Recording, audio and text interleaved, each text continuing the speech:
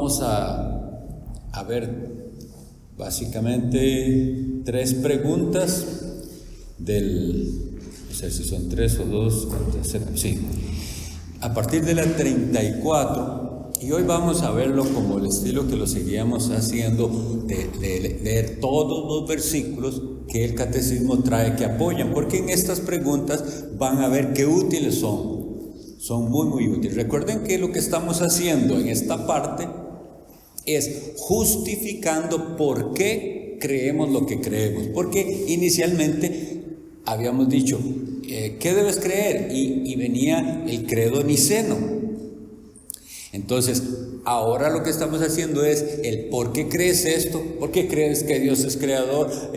¿Por qué crees que Jesucristo es el Señor? ¿Por qué crees que Él es parte por parte del credo? Pero entonces lo que estamos haciendo es la comprobación bíblica de que lo que llamamos el credo es realmente una compilación de las doctrinas cristianas más esenciales.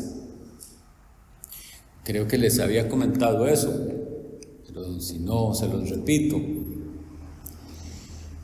que existe la creencia, no es algo que se pueda comprobar, pero era algo que se llegó a creer, que el credo apostólico había sido redactado por los apóstoles y que por eso tiene 12 artículos, que cada apóstol hizo un artículo. No creemos que haya sido así, pero hay algo que lo relaciona con la doctrina apostólica. El credo apostólico consiste de 12 artículos. Bien, y estamos entonces en la pregunta 34 dice, de nuestro catecismo dice, ¿qué crees cuando dices que fue concebido por el Espíritu Santo y nació de la Virgen María? Vuelvo a llamar la atención de que veamos qué bien está redactado en hacerle la pregunta a usted, que es personal. ¿Qué es lo que usted cree cuando dice estas palabras? Porque lamentablemente los creyentes de todos esos siglos se aprendieron el credo y lo recitaban, y al día de hoy el credo es recitado en toda misa. Y en muchas iglesias protestantes también, como las presbiterianas, episcopales, recitan el credo. Pero entonces, qué buena la pregunta, ¿por qué dices eso? ¿Por qué crees eso? ¿Qué dices cuando crees que fue concebido por el Espíritu Santo y nació de la Virgen María? Y es bien importante porque esta doctrina, así como la vemos de básica, es atacada por el liberalismo. Los liberales dicen que no, que esto del nacimiento virginal no necesariamente fue así, que fue una linda historia que se inventaron por ahí, pero que no, que María tuvo un hijo como hijo de alguien que dejó embarazada a María y que entonces nació, pero que eso no importa, que lo importante es las enseñanzas de Cristo, etcétera, etcétera. No es así, y vamos a ver cuán importante es para nosotros defender la concepción virginal del Hijo de Dios en el vientre de María, siendo ella virgen. Entonces la respuesta dice así: ¿qué es lo que creo cuando digo eso? Que el Hijo de Dios, que en otros momentos le llamamos el Verbo de Dios, quien es y continúa siendo verdadero y eterno Dios, tomó la naturaleza misma del hombre. ¿Cómo lo hizo? De la carne y la sangre de la Virgen María, por medio de la obra del Espíritu Santo. ¿Para qué? Para que además fuera la verdadera simiente de David, semejante a sus hermanos en todo, pero sin pecado. Entonces vamos a hacerlo así. Explico la respuesta y vamos a las comprobaciones bíblicas. Bien, recordemos entonces que estamos hablando del Hijo de Dios. Pero ese Hijo de Dios, el Verbo, es Dios. Parte de las herejías era creer que entonces Jesús, al hacerse humano, dejó de ser Dios. Pero eso es una de las cosas maravillosas que la Biblia nos muestra de el infinito viniendo a este mundo finito. Yo hacía referencia a las palabras del rey Salomón cuando hizo aquel templo y deseando la presencia de Dios. Y él llegó a decir aquellas palabras que las habíamos leído: pero será cierto, será posible que el Dios, dice que no, los cielos de los cielos no te pueden contener. Él es infinito, los cielos de los cielos. Es una expresión muy linda porque nos dice: el infinito no te puede contener, cuanto menos esta casa que yo he hecho. ¿Será cierto que Dios va a venir a habitar con los hombres? Bueno, Él lo prometió y Él lo hizo. Y en la persona de Jesucristo ocurre lo mismo. El infinito viene y se hace hombre, se hace carne.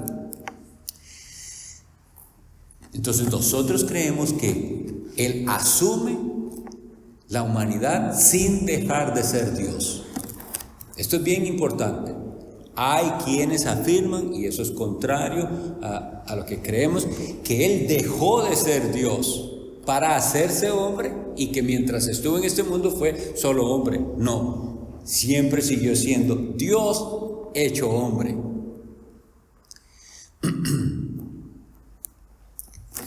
La manera en que lo hizo, dice, la naturaleza humana del hombre la toma de la carne y sangre de su madre, siendo ella virgen, por medio de la obra del Espíritu Santo. Y pensemos un momentito en la concepción. ¿Qué significa concepción? Cuando hay concepción es cuando un óvulo es fertilizado, ¿verdad? Y se genera la vida, empieza la vida. Pero como nosotros sabemos, la Sagrada Escritura nos dice que el pecado entró en el mundo por un hombre, y por el hombre, ese hombre siendo Adán, transmite el pecado y la muerte a todos sus descendientes. Entonces, si Jesús hubiera tenido una naturaleza igual a la de los demás, engendrado de esta manera, hubiera también recibido esa naturaleza pecaminosa. Esa es la razón principal por la que no podemos aceptar otra cosa que la concepción virginal. Es el Espíritu Santo el que hace el milagro de que se conciba en el vientre de María siendo virgen la vida del Hijo de Dios. Además, lo importante de que María fuera descendiente del rey David es que a él se le llama la verdadera simiente de David, del rey. Estamos entonces afirmando que este que viene es el rey prometido. Ahora sí, vamos a ir a las citas bíblicas y las vamos entonces a confirmar. La primera es Romanos 9:5.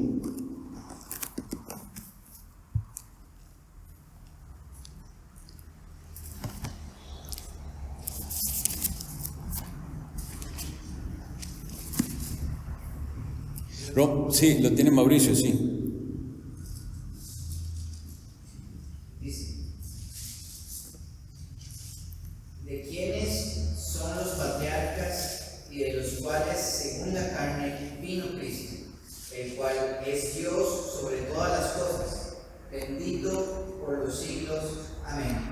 Entonces, en el contexto de esto está hablando de Israel, del Israel físico, de los descendientes de Abraham, y nos dice que de esa familia, que de esa herencia física, como pudiéramos llamar, que de esa raza, si se pudiera decir así, pero de ellos dice, de quienes son los patriarcas. Los patriarcas llamamos a Abraham, Isaac y Jacob.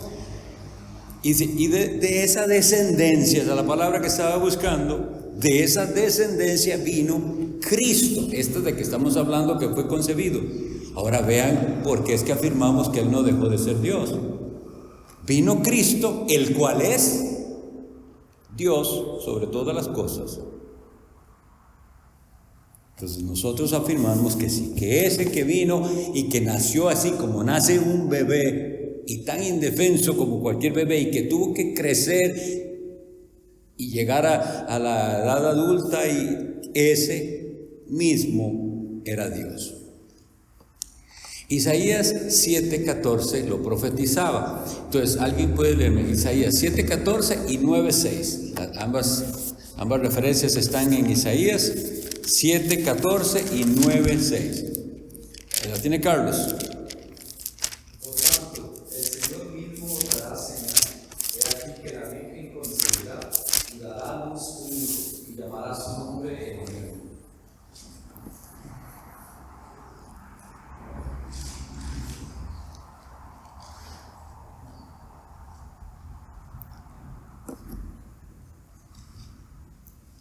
Eh, 9:6. Está bien, Mauricio. Dice, porque un niño nos es nacido, hijo nos es dado, y el principado sobre su hombro, y se llamará su nombre admirable, consejero, Dios fuerte, Padre eterno, príncipe de paz. Amén. Veamos estos dos versículos y veamos que son profecías que no pueden ser ignoradas. En la primera dice, Dios está dando una señal: la Virgen concebirá. ¿Cómo lo interpretarán los judíos o otros que no creen? Si ahí lo que está diciendo es que la Virgen concebirá, ¿cuál es la manera de ellos de entenderlo? ¿Será que o sea, realmente no tienen una explicación? Dice que la Virgen concebirá. ¿Cómo puede concebir una Virgen? Porque una virgen no ha sido unida a ningún hombre. Entonces quiere decir, nos está hablando, ese nacimiento es milagroso. Una virgen concibe. Una mujer que nunca ha tenido unión con hombre queda embarazada. Eso es básicamente lo que está diciendo. Pero el significado es bastante claro y sin embargo rechazado. La virgen concebirá y dará un hijo y llamará su nombre Emanuel. Pero la palabra Emanuel, el mismo Mateo en su evangelio lo explica, dice que traducido es Dios con nosotros.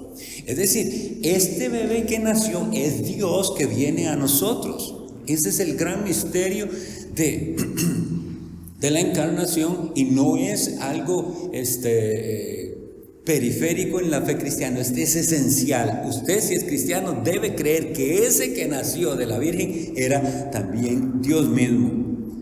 Y luego los atributos que le da, que leyó Mauricio, y se llamará su nombre. Ya habíamos tomado tiempo para hablar de esa designación, su nombre, porque cuando se le da nombre a algo, se le está hablando de sus atributos y de quién es Él. Admirable consejero, Padre eterno, Dios fuerte. ¿Cómo se le va a llamar a eso? A un niño así. Príncipe de paz. Los atributos que ahí vienen son atributos divinos, pero se les están atribuyendo a un niño que nace como nacen los demás niños. ¿Quién puede leer, por favor? Primera carta de Juan, capítulo 5, versículo 20. Marco. Pero sabemos que el Hijo de Dios ha venido y nos ha dado entendimiento para conocer al que es verdadero. Y estamos en el verdadero, en su Hijo Jesucristo. Este es el verdadero Dios y la vida eterna. Qué lenguaje más lindo, ¿verdad? El Hijo de Dios ha venido. No comenzó a existir, ha venido, ya Él estaba. Por eso insistimos en Juan 1, que dice: en el principio era el Verbo. Y el Verbo era con Dios y el Verbo era Dios. El Hijo de Dios ha venido. Y cuando decimos esto es que ha venido al mundo. Pero también hay una linda confrontación que nosotros podemos usar para nuestras devociones y para hablarle a otros. El Hijo de Dios ha venido. Y si Él ha venido, Él esperaba ser recibido o rechazado. ¿Qué ha hecho usted con esa venida del Hijo de Dios? Porque Juan 1 dice que Él vino, pero fue rechazado. No lo recibieron.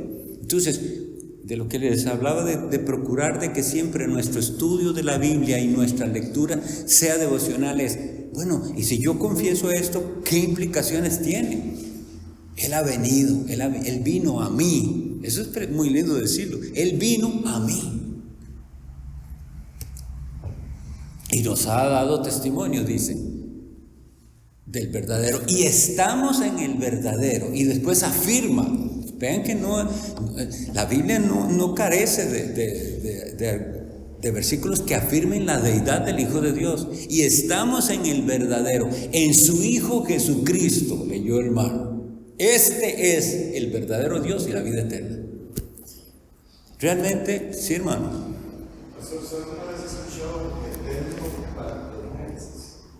¿Perdón? El término partenogénesis. Partenogénesis, me parece, sí. Y trata de eso, es una teoría de que dice que Jesús no fue nacido por parto virginal, sino que la Virgen María no necesitó de la presencia humana para poder nacer, pero no de una concubina. Ah, no, en ese sentido no. Yo más bien lo asocié a algo que vi en biología alguna vez. Sí, pero no, mi hermano, no sabía eso. Entonces, estamos afirmando que el Hijo de Dios es a la vez el verdadero Dios y la vida eterna. Juan 20:28. Y estos versículos son gran apoyo para cuando nosotros hablemos con personas que están en la secta de los Testigos de Jehová o cualquier otra secta que niegue la divinidad de Cristo. Pero al hablar con ellos, cuidémonos de no simplemente tirar versículos para ganar una discusión, sino hacerles ver a ellos cuán necesario es que ellos tengan a este Cristo. Que sin este Cristo estamos perdidos, porque Él es la vida eterna. Y el que no tiene la vida eterna perecerá. Entonces, cuando hablemos de esto, pidamos esa sabiduría al Señor de hablar de este asunto de una manera espiritual, no simplemente cuál versículo le puede a cuál, porque eso es una manera en la que algunos leen la Biblia. Ven un versículo aquí y lo contrarrestan con esto y parece que hacen que la Biblia se contradiga a sí misma. Eso no se puede. La Biblia tiene armonía. Si usted encuentra versículos que se contradicen, entonces no está interpretando bien. Alguna de las dos cosas no interpreta bien, o las dos, pero la Biblia debe tener armonía. En Juan 20:28 lo que tenemos es a Tomás, el que no creía y después creyó, diciendo, lo tiene Mauricio. Entonces Tomás respondió y le dijo: Señor mío y Dios mío. Y pregunta, ¿qué pudiéramos refutar a esa frase? ¿Qué se le puede decir? Tomás está diciéndolo, ahora creo, ¿y cómo se refiere a Jesús? Señor mío y Dios mío. La otra buena interpretación descabellada es que él está asombrado. Simplemente, Señor mío, Dios mío, pero no se está refiriendo a Jesucristo, pero ahí dice que se postra. Entonces es a Cristo al que le está diciendo así. Juan, leamos Juan 1:14.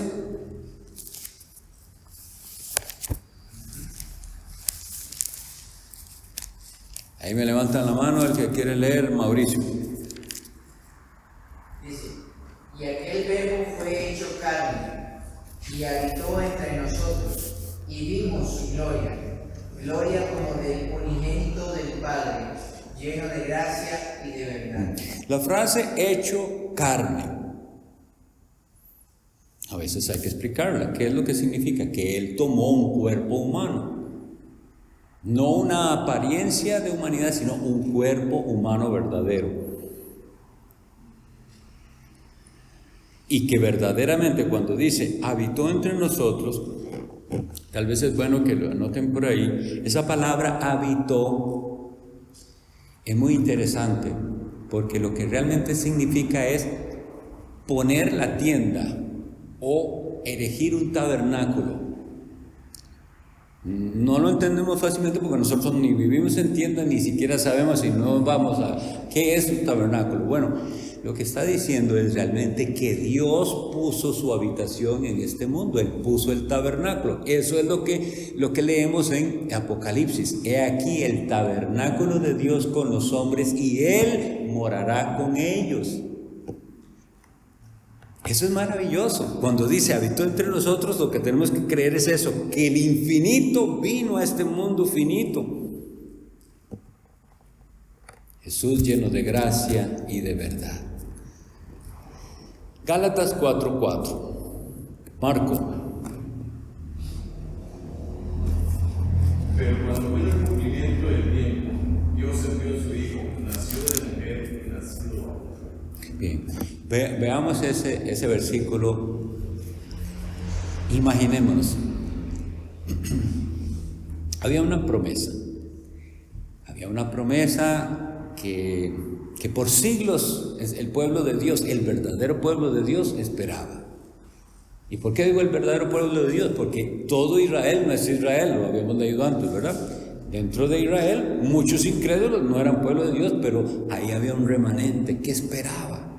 Y cuando nosotros leemos en Lucas 1, aquel hombre Simeón dice que esperaba la redención de Israel. Aquella mujer Ana, que dice que no se separaba del templo con ayunos y oraciones, ella esperando. Esto es, un día va a venir, pero hermanos, murieron sin ver lo que ellos esperaban ver.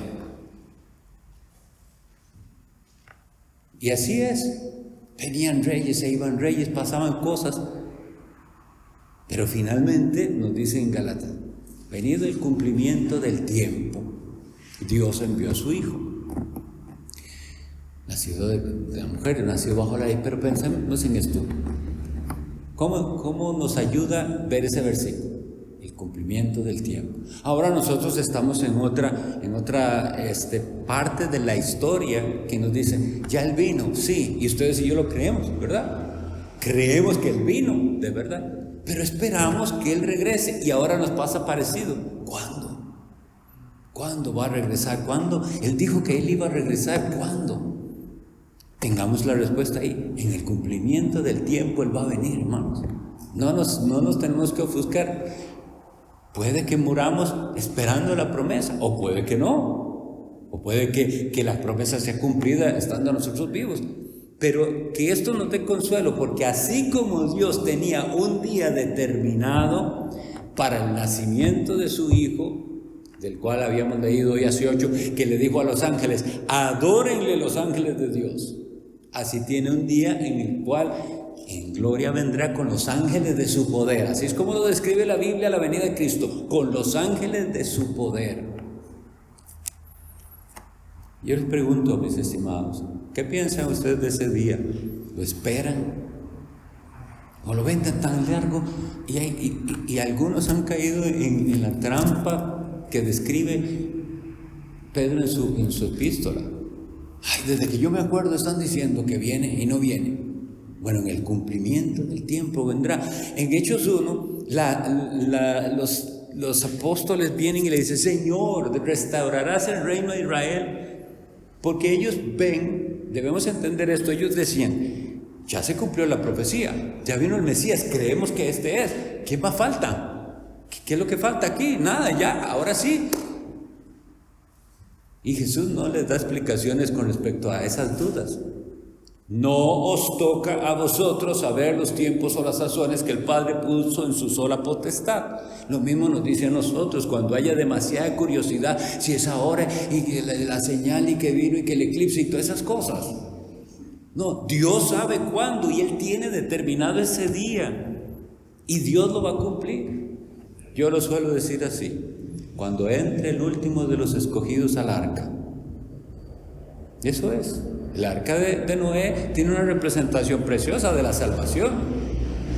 Bueno, Él está reuniendo los suyos, está reuniéndolos de toda tribu y pueblo y lengua y nación, de toda parte. Escuché algo tan lindo que se los quiero compartir. Me llega y me emociona. Dijo alguien, no vemos, decía ese hermano, las cosas como deberíamos verlas. Satanás es el que está perdiendo. Todos los días pierde un súbdito. Y no uno, muchos. Hoy en día, ¿cuántos se convirtieron? Usted y yo no sabemos. Pero hoy en día, en alguna parte de nuestro país y del mundo, se arrebató a uno que estaba en las tinieblas y se trajo al pan, ganando Cristo. O sea, estaba todo en oscuridad, todo bajo el maligno, y todos los días pierde otro y pierde otro, y nos perdió a nosotros. Aquí estamos, somos de Cristo. Entonces, tenemos que verlo así. Las puertas del Hades no prevalecerán. Y a mí me llena de entusiasmo pensar eso. Qué lindo. Hoy se convirtieron, alguien en algún lado creyó en Jesús. Tenemos que estar contentos. Los ángeles están contentos de eso, en el cumplimiento del tiempo. Nada más que Dios nos perdone nuestras ansias de saber cuándo y todo, y la desesperación. En el cumplimiento del tiempo ocurrirá, así como se cumplió el tiempo de su primera venida, hay un día determinado para su segunda venida. No lo sabemos nosotros, el día ni la hora nadie sabe, ni los ángeles del cielo, solo el Padre. Tengamos eso bien claro. Vamos a leer Romanos 1:3. Marco. Acerca de su Hijo, nuestro Señor Jesucristo, que era el linaje de David según la carne. Esa parte es importante porque nace no de cualquier tribu, sino de la que Dios había prometido. Es el pacto con David, ¿verdad? Las misericordias, como dice la Escritura, firmes a David. He hecho pacto con David, dice Dios, y no se vuelve atrás. Le prometió que uno de sus descendencia reinaría, y eso es lo que vemos en Lucas, porque dice, y vino el que es rey y su reino no tendrá fin. Entonces eso se cumple. ¿Quién es el que vino? Uno de la tribu de David, como había sido profetizado. Leemos Filipenses 2:7. Carlos 2:7.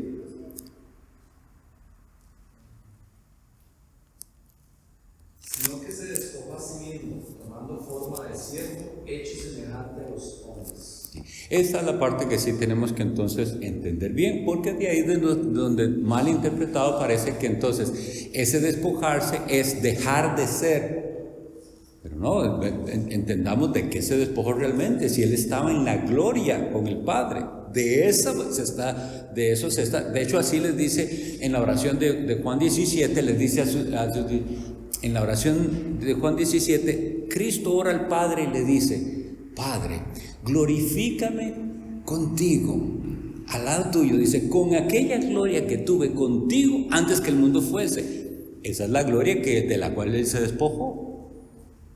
Y se humilla y se hace como nosotros. Esa es la humillación de Cristo, pero no que deje de ser quien Él es, Dios sobre todas las cosas. Hebreos 4:15. Marco. Porque no tenemos un sumo sacerdote que no se pueda compadecer de nuestras debilidades, sino uno que fue tentado en todo según nuestra semejanza, pero sí. Entonces, esta es la razón. Por eso es tan importante la doctrina de la encarnación. Porque él tenía que cumplir como sumo sacerdote, dice, algo. Y era representarnos. Él no nos puede representar si no se hacía como nosotros. Eso es lo que dice ahí. Entonces dice, él se hizo como nosotros para entonces él poder ser el verdadero mediador. Y lo que dice ahí es que él sabe lo que es ser tentado. Cuando nosotros vemos la tentación de Cristo en el desierto y lo comparamos con lo que dice Juan, vemos que eso fue lo que se representa ahí. Los deseos de los ojos, los deseos de la carne, la vanagloria de la vida. Esas tres cosas de las que habla Juan, que son donde usted clasifica todas las tentaciones posibles que usted tenga, son algunas de esas tres cosas. Esas fueron las tres índoles, por decir así, de pecado con lo que fue tentado Jesús. Convierte estas piedras en pan, lánzate de aquí para abajo, te daré todos los reinos de la tierra. La gloria, ¿cómo es que el versículo lo que dice es? Los deseos de los ojos, los deseos de la carne, de este cuerpo, y la vanagloria de la vida. Y a todo eso venció nuestro Señor Jesucristo. Dice que fue tentado en todo, en toda índole, es decir, él no desconoce, y esto no significa, como alguien pudiera interpretar muy mal, que es que de verdad, por ejemplo, cosas que a veces la gente dice cosas de veras que no tienen sentido, y entonces quieren hacernos creer o quieren, por ejemplo, es algo muy blasfemo que he escuchado a veces, que entonces él sintió tentaciones homosexuales, decía la gente. ¿De qué estamos hablando? No. Jesucristo no podía ser tentado con inhalar cocaína porque ni siquiera existía ni había ahí. Pero la índole de pecado sí. La tentación al placer, la tentación a satisfacerse, la tentación a huir de la realidad y todo. Esa tentación él la vivió. Y pudo decir, escrito está, y vencer. Pero no estamos hablando de pecados específicos, es la índole del pecado, el pecado de la carne, el pecado de los ojos, de la codicia, la lujuria, todo ese tipo de pecado. Y la vanagloria, cuando le ofrece toda índole de pecado, él lo sufrió. Y venció. Eso es lo más lindo. Eso es lo más lindo, porque así él ahora puede decirle a los suyos, miren, en el mundo tendréis aflicción, pero confiad, yo he vencido al mundo. Y cuando Jesús está diciendo yo he vencido al mundo, está diciendo todo este sistema de cosas regido por Satanás y donde hay tanto pecado y muerte, ha sido vencido. Y porque Él venció, nosotros venceremos. Eso nos da la gran esperanza. Hebreos 7:26. Marco. Porque tal sumo sacerdote nos convenía santo, inocente, sin mancha, apartado de los pecadores y hecho más sublime que Dios. Amén.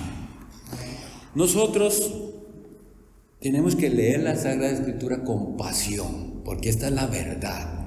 Y cuando nosotros leemos un versículo como ese, nuestro corazón tiene que rebosar de alabanza a Dios. La gente cree, no sé, que pasan de unos extremos a otros. Antes los hacían brincar por cualquier tontera, porque cosas que ni tenían sentido, y en cambio verdades como esta no les toca nada, no los mueven. No, ella dice, Él es más sublime que los cielos y se hizo como nosotros y nos convenía que fuera como Él era. ¿De qué es lo que se trata esto? De que nosotros, ustedes y yo, aprendamos a ver cuán precioso y maravilloso es nuestro Salvador. Y si nosotros lo supiéramos, lo transmitimos.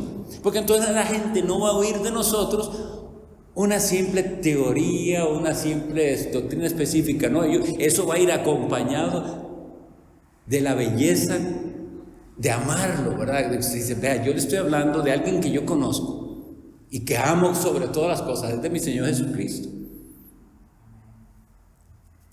Tal sumo sacerdote nos convenía.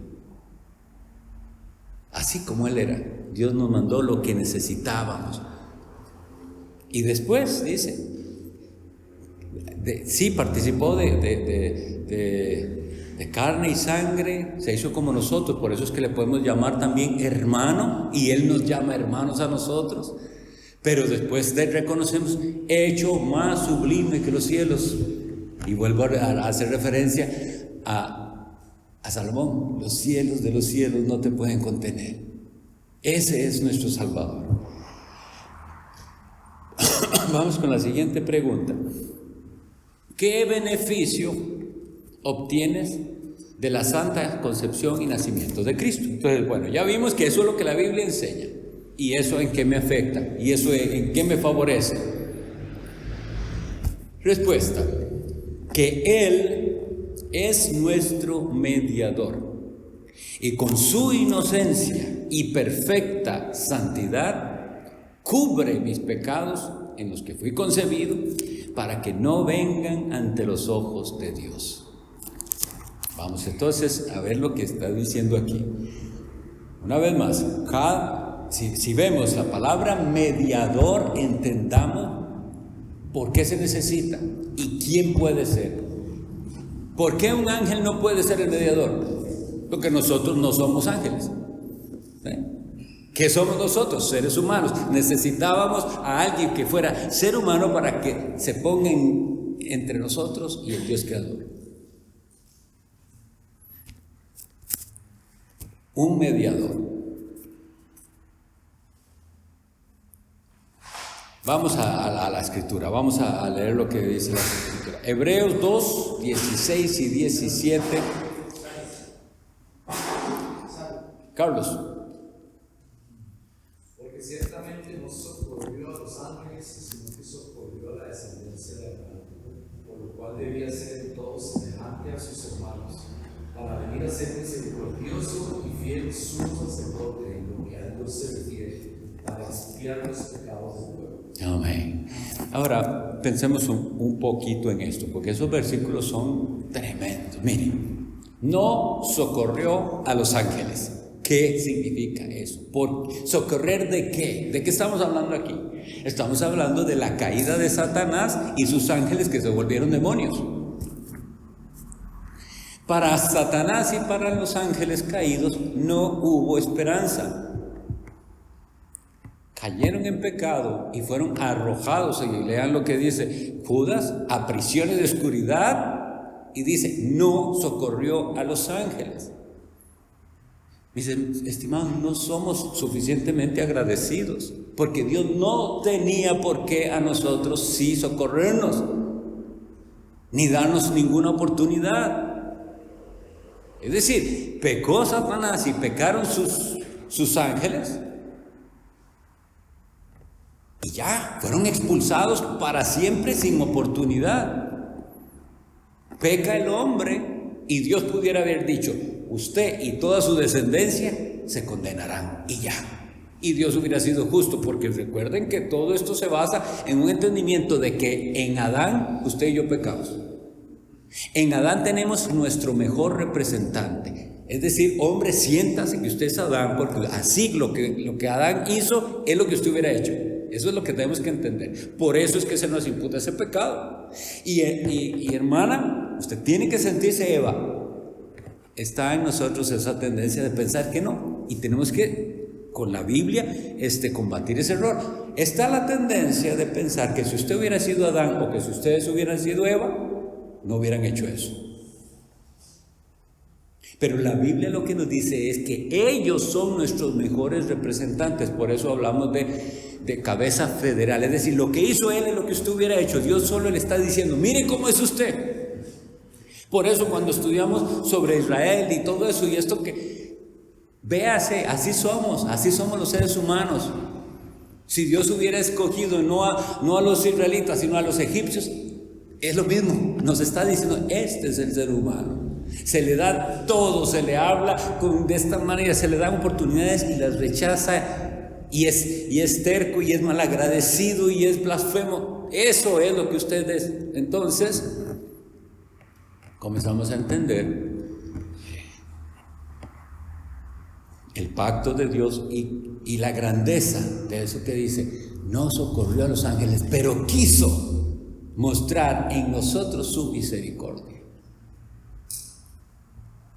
¿A quiénes les mostró misericordia? A la descendencia de Abraham. Hoy hablaba con el hermano Dixon de estas, qué cosas más tristes que pasan, estas locuras del mesianismo Entonces, la Biblia nos explica quién es esa descendencia de Abraham. Todo el que tenga fe en Jesús es descendencia de Abraham. Ya, en ese sentido, no es que usted tenga la sangre de Abraham, pero el que es de la fe de Abraham, el que cree en el Mesías, en el que creyó Abraham. Ustedes leen en Hebreos 11 que todos esos patriarcas vieron de lejos las promesas y las creyeron. A veces leemos el Antiguo Testamento pensando solo en la parte, en la herencia física, en el Canaán físico. No, ahí en Hebreos dice que ellos vieron más allá y ellos sabían que había algo más que se les prometía y que murieron confesándolo y esperándolo. Ese es el padre de la fe, Abraham. Dice que él esperaba una ciudad cuyo arquitecto y constructor es Dios. Así que no era en Canaán, ¿verdad? Hay que verlo así. Y nosotros igual. Eso es lo que esperamos, la misma que él deseaba, que a nosotros la llamamos la Nueva Jerusalén, cuando estaremos con el Señor para siempre. Pero pensemos en eso detenidamente, para que nos dé. No socorrió a los ángeles, porque no tenía por qué hacerlo. Me socorrió a mí y no tenía por qué hacerlo. Gracias al Señor. Leamos Salmo 32, 1.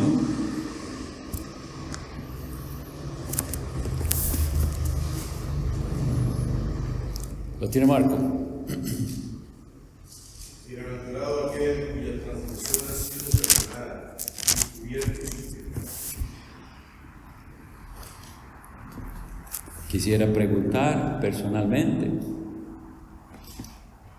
¿ha sido usted perdonado su transgresión? Transgresión es quebrantar la ley de Dios, es pecar. La Biblia así define el pecado, transgresión de la ley. Y todos hemos pecado. Ahora, la pregunta es, ¿ha sido su transgresión perdonada?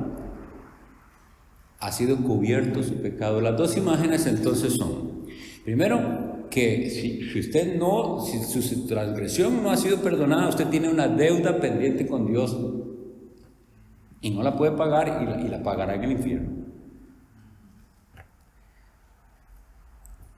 Pero si sí, no solo está perdonada, sino que esta otra ilustración de cubierto su pecado es precioso, porque es que Dios ya no ve mi pecado porque está cubierto por la justicia de Cristo. ¿Recuerdan cuando vimos esa parte?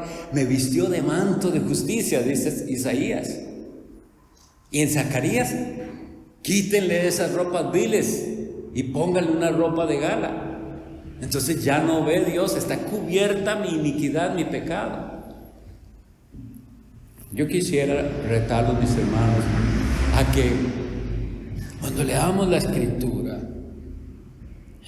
lo hagamos con un espíritu de adoración y de alabanza al Señor, porque usted se ve ahí, bienaventurado aquel, soy yo, por la fe en Jesús. A veces traducen en algunas versiones a bienaventurado como dichoso o feliz, y a mí no me gusta esa traducción, porque a lo que nosotros en el mundo le llamamos dichoso o feliz no le da el sentido. Bienaventurado es el que verdaderamente tiene la bendición de Dios. Entonces en mi versión es bendito de Dios aquel cuya transgresión ha sido perdonada y cubierto su pecado. Entonces, ¿cuál es el beneficio que del que nos estamos beneficiando? El perdón de los pecados. Perdón, ¿no? Pastor, bueno, he escuchado que bienaventurado es supremamente bendecido. Sí, también puedes decir eso. Pero lo que yo quería decir es que cuando se dice, digamos, dichoso o feliz, como la gente tiene una idea de felicidad tan mundana, ¿verdad? Pero esto es algo diferente, es algo espiritual. Tiene la bendición de Dios verdadera aquel que, ¿cómo ve la gente hoy las bendiciones? ¿Qué son bendiciones para la gente? Todo lo material. Y de hecho, cuando alguien le da a otro, dice, ay, me bendijo el hermano con no sé qué, material. O sea, no estoy diciendo que no es bendición, puede ser, pero es eso lo que quiero contrarrestar. Bendición no es lo material solamente, más bien eso es lo menos. La bendición es, como las que habla el apóstol Pablo, de que nosotros por la fe en Jesús, dice, nos sentó en los lugares celestiales con Cristo Jesús. Toda bendición espiritual. Pero eso es lo que quiero enfatizar. ¿Cómo ve usted esto de ser perdonada su transgresión y cubierto su pecado? ¿Lo ve como una gran bendición? Porque esa es la razón por la cual hay tanto cristiano que no hace nada por Cristo, que no le agradece, que no vive santamente, porque nunca parece haber entendido. Es que entienda la gran bendición que usted tiene. Su pecado ha sido cubierto. Primero Corintios 1:30.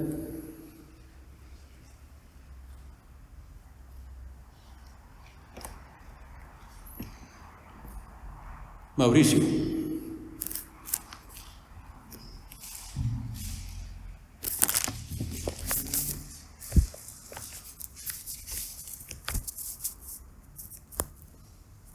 mas por Él estáis vosotros en Cristo Jesús, el cual nos ha sido hecho por Dios sabiduría, justificación, santificación y redención.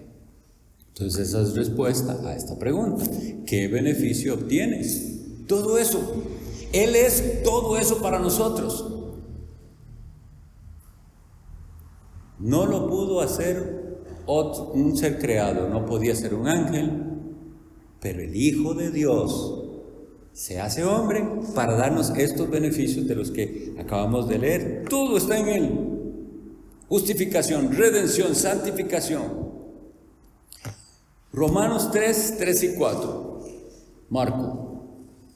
Porque lo que era imposible para la ley, por cuanto era débil por la carne, Dios, enviando a su Hijo en semejanza de carne de pecado, a causa del pecado, condenó al pecado con la carne, para que la justicia de la ley se cumpliese en nosotros, que no andamos conforme a la carne, sino conforme al Espíritu. Que era imposible, fue hecho posible. ¿Cómo lo hizo Dios? Enviando a su Hijo. Así, enviando a su Hijo, y dice en semejanza de carne. Y cualquiera puede decir, parece un hombre, es igual que un hombre pecador, no en apariencia, pero no. Y ese padecimiento de Cristo, bueno, vamos a dejarlo para la vez que viene, la pregunta 36, porque no me va a dar chance. Pero hasta aquí hemos visto cuán maravilloso es el oficio de Cristo de mediador, y cómo era necesario que Él se hiciera como nosotros para ese oficio de mediador. Voy a leerles lo que dice Gálatas 4, del 4 en adelante, para que nos vayamos llenos de alegría. Hoy no vamos a tener ningún quiz, porque hay hermanos que faltaron, no quiero que se los pierdan, pero vamos a llenarnos de alegría al leer esto juntos, porque es maravilloso. Gálatas 4, y voy a leer del 4 en adelante. Sobre este tema terminamos aquí, dice: pero cuando vino el cumplimiento del tiempo, Dios envió a su Hijo, nacido de mujer y nacido bajo la ley, para que redimiese a los que estaban bajo la ley, a fin de que recibiésemos la adopción de hijos. Y por cuanto sois hijos, Dios envió a vuestros corazones el Espíritu de su Hijo, el cual clama: Abba, Padre. Esta es una de las cosas más lindas, que ustedes y yo podemos llamar al Rey soberano del universo, al Todopoderoso, Abba, Padre. Y podemos porque Él envió el Espíritu de su Hijo a nosotros. Así que cuando la gente, no sé si ustedes oían eso, pero en el pasado varias veces cuando uno hablaba de que voy a una iglesia bautista, ¿es cierto que no creen en el Espíritu Santo? ¿Han oído eso? Yo digo, hasta que da una cosa, ¿cómo? Sin el Espíritu Santo no hay salvación. El Espíritu Santo es el que vino de Dios a nosotros para que la obra de Cristo sea aplicada a nuestro corazón, para que fuéramos redimidos, para que fuéramos justificados, y ahora podemos, por el Espíritu Santo que mora en nosotros, decirle: Abba, Padre. Mis hermanos, cuando ustedes oren hoy, antes de dormir, me dicen un momentito en eso, ¿a quién está usted hablándole? Son ambas cosas que tiene que tener en mente. Sí, el grandioso Rey del universo, el que está en los cielos de los cielos, el maravilloso, y sin embargo tan sublime y tan santo, usted puede decirle: Abba, Padre. Y hablarle como que Él de verdad lo adoptó a usted, porque dice que nos adoptó ahí. Y si nos adoptó, y si somos sus hijos, nos ama, provee, nos cuida, y entonces tenemos paz. Vamos a orar y vamos a volver a también interceder por nuestro hermano Cristo. Dios Padre Todopoderoso, qué maravilloso que eres tú, qué grandiosa la obra de salvación de tu Hijo Jesucristo.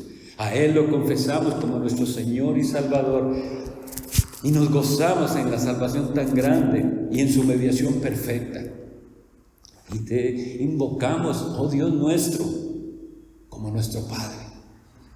Y te queremos decir que te amamos, pero que no te amamos como deberíamos, y por eso te pedimos perdón. Pero sí confesamos, te amamos, porque tu palabra dice que el amor de Dios fue derramado en nuestros corazones por el Espíritu Santo que nos fue dado.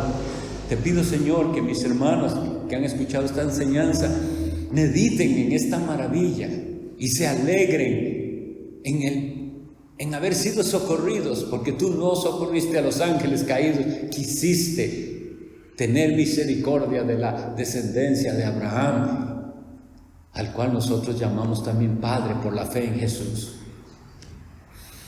Y hoy unimos nuestras oraciones y nuestro clamor para suplicarte, Señor. Contéstanos esta petición, alivia a nuestro hermano Cristo, para que Él pueda realizar ese viaje y disfrutar de todo, de esta experiencia que es tan provechosa espiritualmente. Cuida a nuestro hermano y fortalécelo en su fe. Gracias, Señor, porque sabemos que nos escuchas, porque la mediación de tu Hijo Jesús es perfecta. En nombre de Cristo. Amén. Dios los bendiga.